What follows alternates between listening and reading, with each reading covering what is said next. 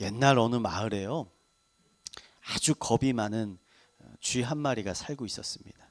이 쥐는 고양이만 봐도 기절할 만큼 무서움을 많이 탔는데, 어느 날 이 마을에 마술사가 찾아오게 됐습니다. 그래서 쥐가 마술사에게 찾아가서 울면서 간절히 부탁합니다. 마술사님, 제발 제가 고양이가 너무 무섭거든요. 그러니까 저를 고양이로 만들어 주세요 라고 간청했습니다. 그래서 마술사는 이 치근한 마음이 들어가지고 이 쥐를 고양이로 딱 바꿔줬습니다. 근데 고양이가 된 쥐가 또 겁을 내기 시작하는 겁니다. 이번에는 개가 무섭다는 거예요. 그래가지고 마술사한테 가서 이번에는 저를 좀 개로 바꿔주세요 하니까 마술사가 이번에도 개로 짠 하고 바꿔줬습니다. 근데 이제 개가 된 이 쥐가 이번에는 사자가 무섭다는 거예요. 그래가지고 마술사한테 가서 저를 사자로 만들어 주세요. 힘이 센 사자. 그래서 사자로 딱 바꿔줬습니다. 근데 이 야생에서 가장 힘이 센 사자가 된 이 쥐가 이번에는 뭐가 무섭냐? 사냥꾼이 무섭다는 거예요. 사냥꾼이.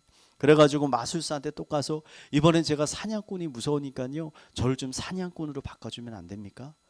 라고 이야기했습니다. 그러자 이런 쥐의 모습을 본 마술사는, 너는 겉모습은 지금 사자지만 너의 마음은 여전히 쥐구나. 아무리 겉모습을 바꿔줘도 내 안에 있는 두려움은 절대 사라지지가 않는구나 하면서 쥐를 원래 모습으로 바꿔 버렸다고 합니다. 여러분, 우리 안에 있는 이 두려움이요, 이게요, 우리의 외적인 형편이 좀 나아진다 그래서 달라지지 않습니다.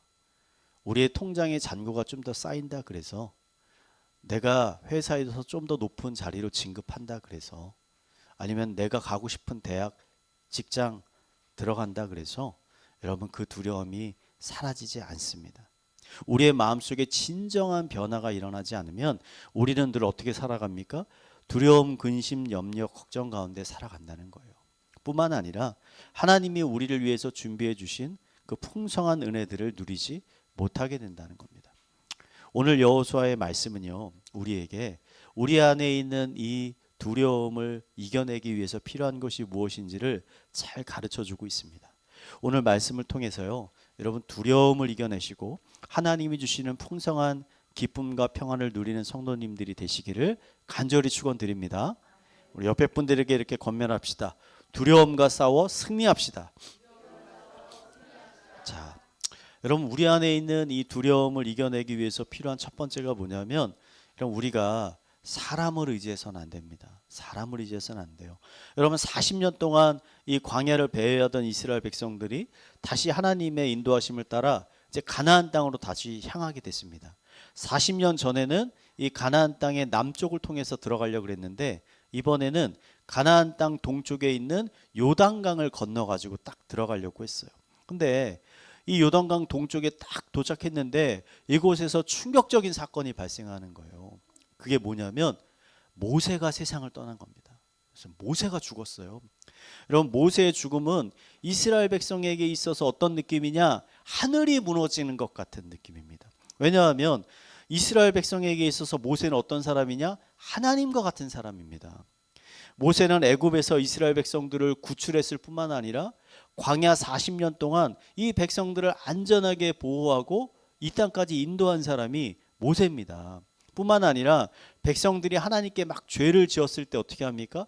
백성들을 대신해서 하나님께 간절히 기도해서 하나님의 심판을 여러 번 멈추게 했던 기도의 사람이 바로 모세라는 거예요. 근데 이러한 모세가 가나안 전쟁이 일어나기 바로 직전에 이 세상을 떠나게 된 거예요. 이게 백성들에게는요, 절망과도 같은 일입니다. 제가 이거를 막 우리나라 전쟁에 비유하자면, 임진왜란이 딱 일어나려고 하는데 이순신 장군이 전쟁에 나가기도 전에 바로 지병으로 세상을 떠난 거예요. 얼마나 충격적인 일입니까? 모세의 죽음으로 인해서 이스라엘 백성들의 마음속에 큰 두려움이 생기기 시작합니다. 과연 모세 없이 우리가 가나안 족속과 싸워서 승리할 수 있을까? 40년 전에도 이스라엘 백성들이 가나안 족속이 무서워가지고 전쟁을 피했잖아요. 애굽으로 도망가려고 했잖아요. 근데 지금은 모세도 없어요. 근데 우리가 정말 싸워서 이길 수 있을까? 그 두려움이 가득했던 거죠. 아마 많은 백성들이 아, 가나안과 전쟁하지 말고 지금 그냥 이 땅에 우리 머물러 살자. 아니면 다시 광야로 돌아가서 좀 힘들지만 그곳에서 사는 게 어떠냐. 이런 말들이 터져 나온 겁니다. 여러분, 이게요, 우리가 사람을 의지해서는 안 되는 가장 중요한 이유입니다. 여러분, 사람은요 영원하지 않습니다. 영원하지 않아요. 아무리 좋은 사람이라도 그 사람이 영원히 내 곁에 있는 것 아닙니다.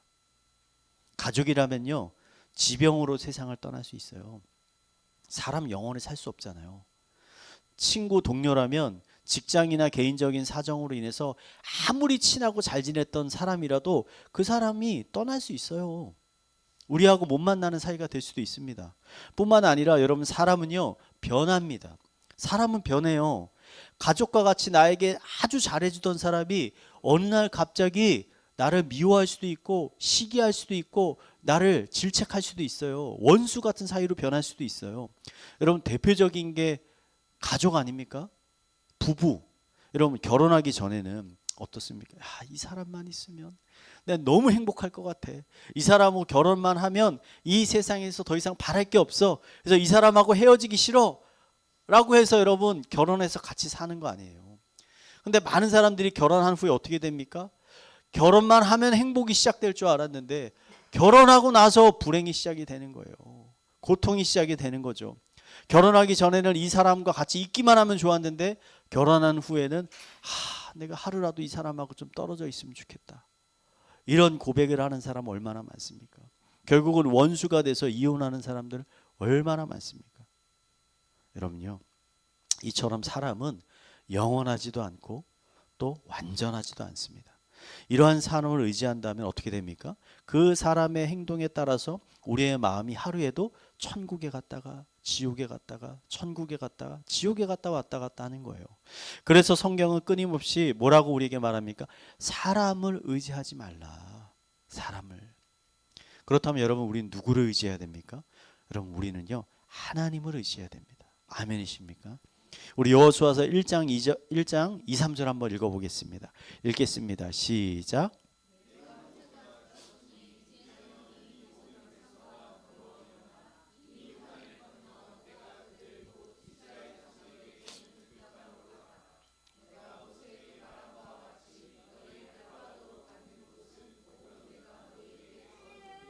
아멘. 여러분, 지금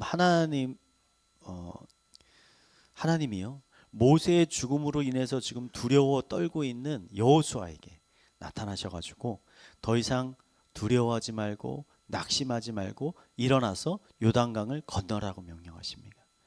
하나님께서 이스라엘 백성들이 너희가 앞으로 밟는 모든 땅을 너희에게 주시겠다라고 지금 약속해 주십니다. 여러분, 이 말씀이 너무나 중요한 거예요. 왜 중요하냐면 이스라엘 백성에게 가나안 땅을 주는 것은 모세가 아니라 하나님이시라는 거예요. 모세가 아니라는 거예요. 여러분, 우리 직장 다니면 이렇게 생각합니다. 나에게 월급 주는 게 사장이라고 생각을 합니다. 아니라는 거예요. 우리에게 그 돈을 벌 수 있는 건강과 환경을 주시는 분은 사장이 아니라 하나님이시라는 거예요. 모세가 있고 없고가 중요한 게 아니라는 겁니다. 중요한 게 뭐예요? 하나님이 지금 나와 함께하고 계시느냐. 이게 중요하다는 거예요, 지금. 그러므로 우리가 주목해야 되는 것은 여러분, 사람이 아니라 철저히 하나님이시다. 하나님. 여기서 우리 안에 두려움을 이겨내기 위한 두 번째 진리를 우리가 발견할 수 있습니다. 그게 뭐냐면 하나님이 나와 함께하고 계시다는 사실을 깨달아야 된다는 거예요. 깨달아야 돼요. 우리 여호수아서 1장 9절 말씀 한번 읽겠습니다. 1장 9절입니다. 읽겠습니다. 시작. 강하고 담대하라. 두려워하지 말며 놀라지 말라. 내가 어디로 가든지 내 하나님 여호와가 너와 함께 하시느니라 하시니라. 자, 하나님이요 여호수아의 마음을 알고 계셨다는 겁니다. 여호수아가 굉장히 용맹한 사람입니다. 담대한 사람입니다. 그런데 이 여호수아가 모세가 세상을 떠나니까 이 담대했던 사람도 두려움에 빠져 있었다는 거예요. 염려 근심에 빠져 있었다는 거예요. 그래서 하나님이 여호수아에게 내가 너와 함께하고 있으니까, 내가 너와 어디로 가든지 함께하고 있으니까 두려워하지 말고 담대하라 라고 하나님께서 말씀하셨다는 거예요. 여러분, 여호수아가 이 하나님의 말씀에 힘을 얻어서 두려움을 이겨내고 백성들과 이제 요단강을 건너게 되는 겁니다. 여러분, 이 세상에서 전능하신 하나님이 나와 함께하고 계시다는 것만큼 여러분 우리 마음에 용기와 담대함을 주는 것이 없다라는 거예요. 아멘이십니까 여러분? 여러분, 요새 뉴스의 핫 이슈가 캄보디아잖아요. 캄보디아 납치 사건이 그냥 연일 뉴스에서 나오고 있지 않습니까? 한 해 수백 명이 넘는 젊은이들이 캄보디아에 취업을 갔다가 사기를 당해서 납치당해서 범죄 조직에 감금돼서 불법적인 일에 동원됐다는 거 아닙니까? 근데 혹시 여러분 중에 여러분 이런 상황에도 캄보디아로 여행을 가시는 분 계십니까? 아마 여행을 갈 엄두도 못 낼 거예요. 지금 대다수의 한국 사람들은. 근데 회사에 다니기 때문에 회사에서 여러분 캄보디아로 출장 가라고 하면 여러분 어떻게 하시겠습니까? 많은 사람들이요, 관둔다 할 거예요. 나 차라리 회사를 관두겠다. 절대 안 간다. 근데 여러분 혼자 가는 게 아니라 마동석과 같은 보디가드가 여러분과 함께 캄보디아에 간다면 어떻겠습니까? 또 어느 정도 마음이 놓이지 않겠어요? 아, 마동석이 가는데 내 옆에. 근데 마동석 정도가 아니라 예수님이 여러분과 함께 가신다. 바로 옆에서. 그러면 여러분 갈만하지 않겠습니까? 그 캄보디아라도. 여러분, 우리 마음속에 있는 두려움을 이겨내기 위해서 우리가 반드시 깨달아야 하는 것은 하나님이 우리와 함께하고 계신다는 거예요. 하나님의 임재가 충만할 때 우리의 마음에 담대함이 생겨난다는 거예요.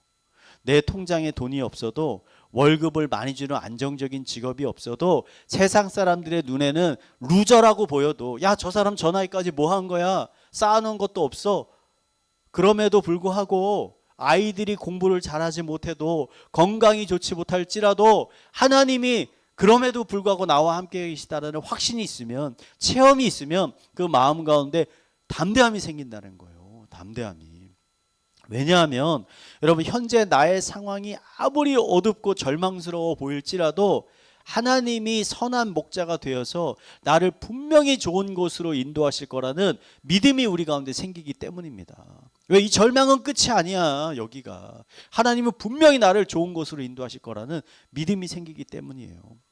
두려움을 이기는 데 있어서 여러분, 하나님이 우리와 동행하신다라는 것을 아는 것 너무 중요한 일인데요, 반대로 중요합니다. 반대로 하나님이 우리와 함께하고 계시지 않는데 혼자서만 함께하고 계신다고 착각하는 것도 큰 문제입니다.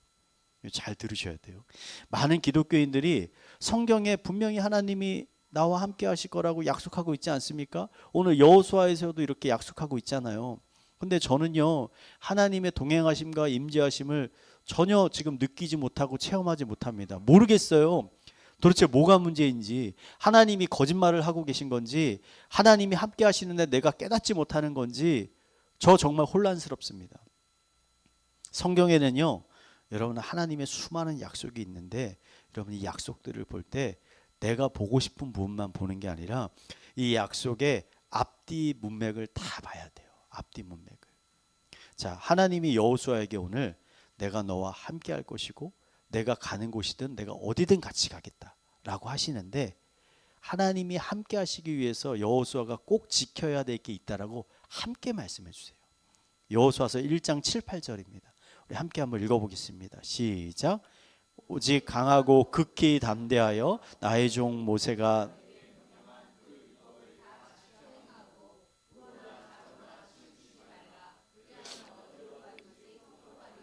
이 율법책을 내 입에서 떠나지 말게 하며 주야로 그것을 묵상하여 그 안에 기록된 대로 다 지켜 행하라.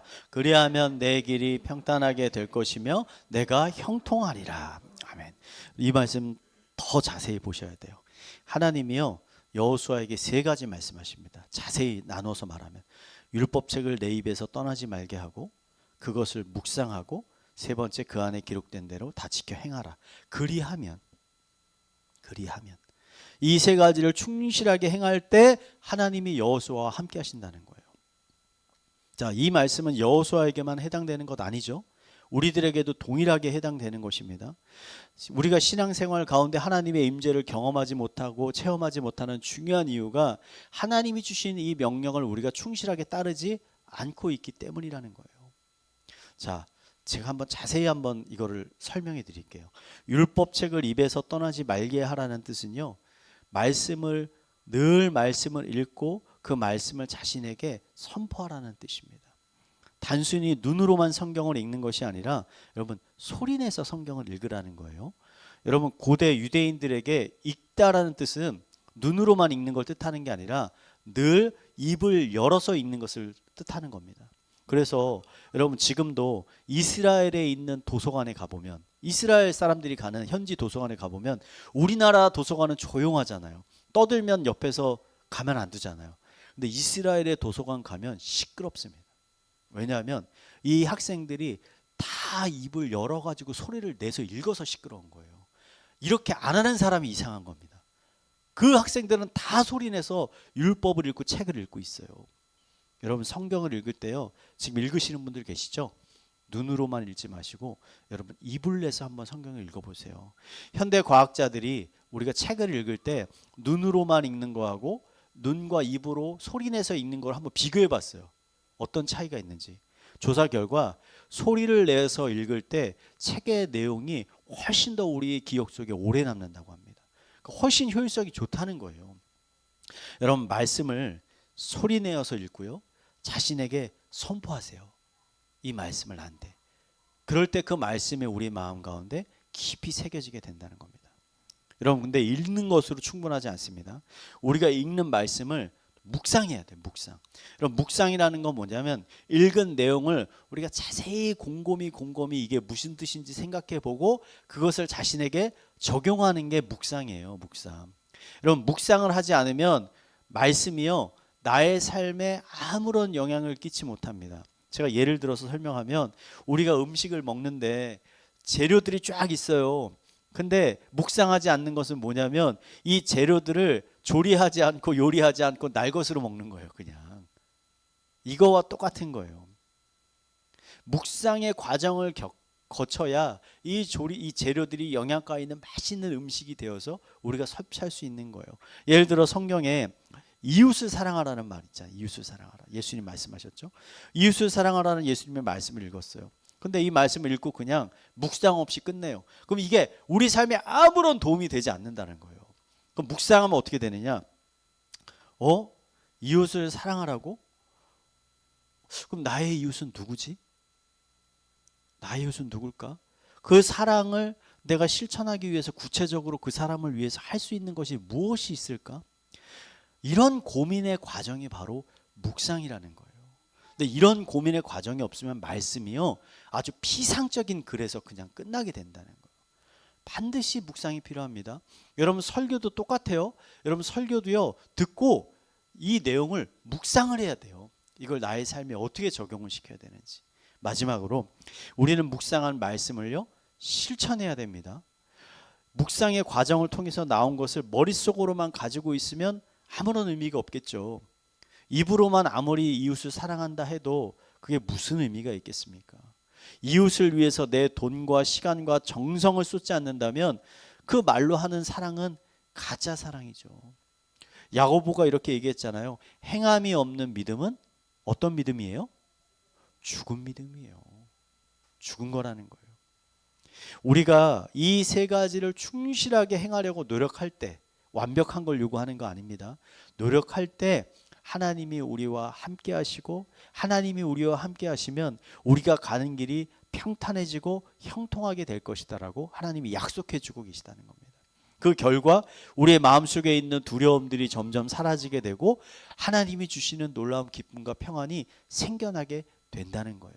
그냥 우리가 예배에 와서 앉아 있다 그래서 그런 게 생겨나는 게 아니라 우리의 삶에 이런 과정이 있을 때 이런 게 생겨나게 된다는 거예요. 열매가.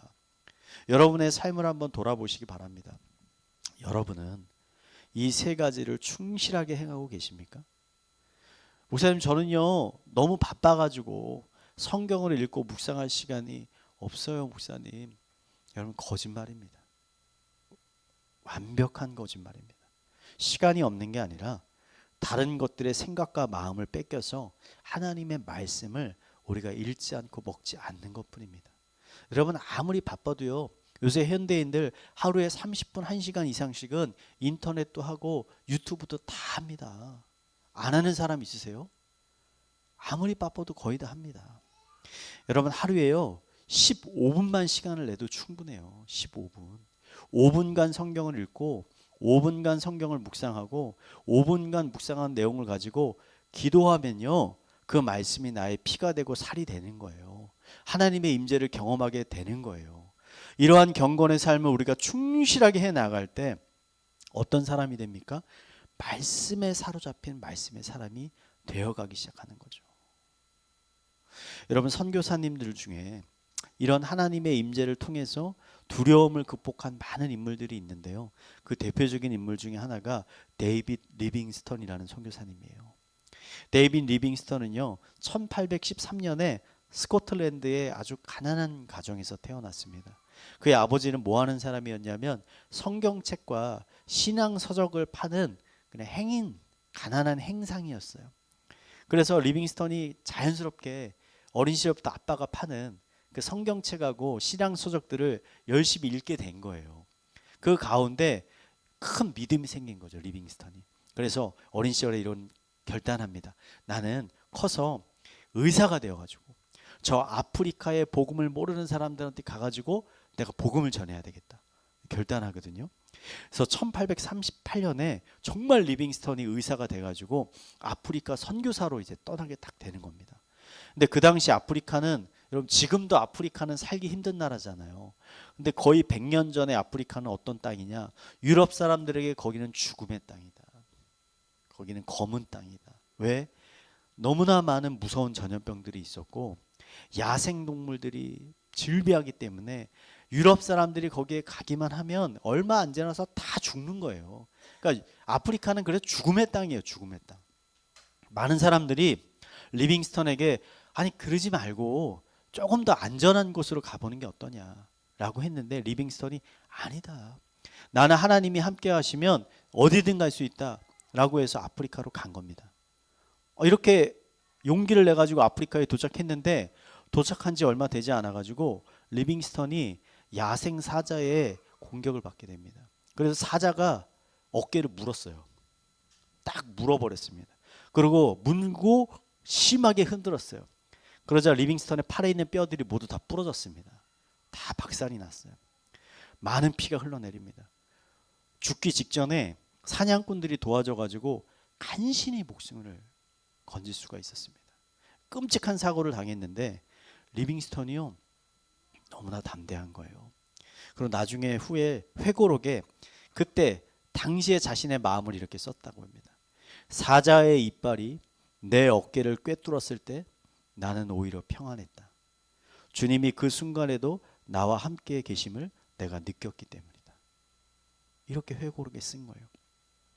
리빙스턴이 그 후로도요 평생 동안 4만 킬로 이상을 아프리카 대륙을 걸으면서 차를 타고 한 거 아닙니다. 걸으면서 복음을 평생 전했습니다. 그 과정에 수십 번 죽음의 위기를 넘깁니다. 여러 번 말라리아에 걸리고 원주민과 야생동물의 공격도 받았습니다. 하지만 죽는 날까지 포기하지 않고 리빙스턴이 자신의 사명을 다했어요. 증언에 따르면 리빙스턴이 어떻게 죽었냐면 자기가 사는 조그마한 오두막에서 무릎 꿇고 하나님께 기도하는 자세로 죽었어요. 무릎 꿇고 딱 기도하는 자세로 리빙스턴이 세상을 떠났는데 죽음 후에 그의 일기장이 딱 공개가 됐습니다. 내 일기장에 이렇게 쓰여 있다는 거예요. 두려움은 내게 더 이상 권세를 행사하지 못한다. 하나님이 나와 함께 하시기에 나는 결코 혼자가 아니다. 리빙스턴이 평생 이런 마음으로 이 아프리카에서 사역을 했다는 겁니다. 여러분 두려움은 언제 생기냐면요. 우리가 혼자라고 느껴질 때 생깁니다. 그렇죠? 어린아이들이요. 학교에서 친구들하고 잘 놀다가요. 집에 딱 갔는데 엄마 아빠가 없어요. 자기 혼자 있죠? 굉장한 두려움을 느낍니다. 달라진 건 없지만 왜? 자기가 혼자라는 걸 느끼기 때문에. 여러분 하나님이 우리와 함께 하시면 두려움이 사라집니다. 늘 하나님과 여러분 동행하기를 힘쓰시기 바랍니다. 하나님이 여러분에게 여호수아에게 리빙스턴에게 주셨던 그 담대함과 용기를 주실 것입니다.